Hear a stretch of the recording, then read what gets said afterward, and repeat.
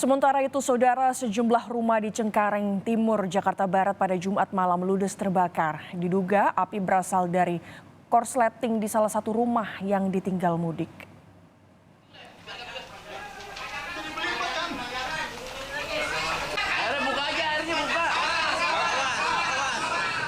Padatnya hunian membuat api dengan cepat merambat dan ke pemukiman lainnya, saudara. Sedikitnya 10 rumah terbakar dalam peristiwa ini.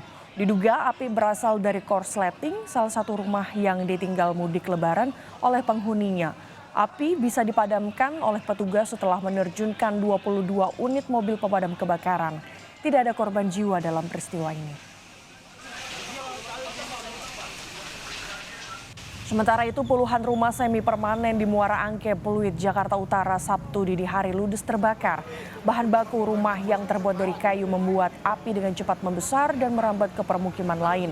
Sejumlah warga panik segera mengevakuasi sejumlah barang berharga dari api.